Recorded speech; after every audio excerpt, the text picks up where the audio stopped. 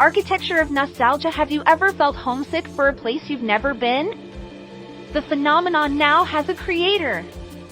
Breaking news from San Francisco, where controversial neuro-architect Dr. Elias Voss has unveiled what he calls the most dangerous building ever constructed. The Nostalgia Pavilion doesn't just house people, it implants emotional memories of places that never existed. We've all experienced it, says Dr. Voss, his eyes reflecting the holographic blueprints floating beside him. That strange longing for somewhere you've never actually been. A grandmother's kitchen you never visited. A childhood beach that exists only in dreams. I'm not creating buildings anymore, I'm architecting emotional states. The pavilion uses a combination of neurological calibration, spatial mathematics, and sensory manipulation that Voss refuses to fully disclose. Visitors report experiencing complete, vivid memories of places they've never been, from sun-dappled forest cottages to underwater cities, to childhood homes that never existed.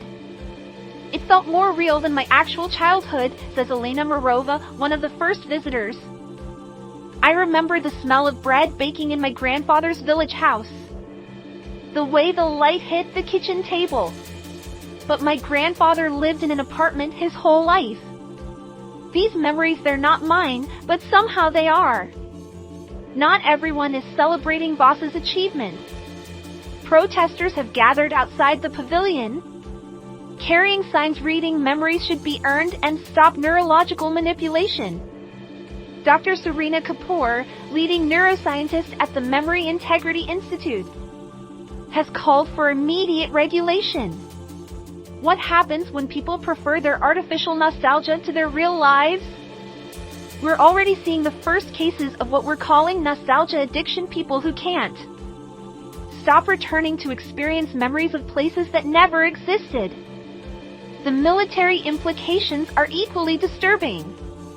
Intelligence agencies have reportedly approached Voss about using his technology for emotional engineering in conflict zones.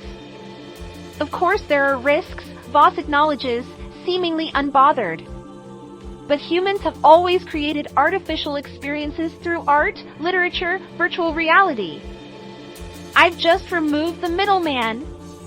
The question isn't whether we should create artificial nostalgia, but why we crave it so desperately in the first place. Despite the controversy, or perhaps because of it, the waiting list for the Nostalgia Pavilion now stretches to 3 years. Voss has announced plans for 5 more pavilions across the globe, each designed to evoke different cultural expressions of nostalgia. We're not just building with steel and glass anymore, Voss says, as the camera pans across his latest blueprint, a structure that seems to defy physical laws. We're building with the raw materials of human emotion. And nostalgia is just the beginning.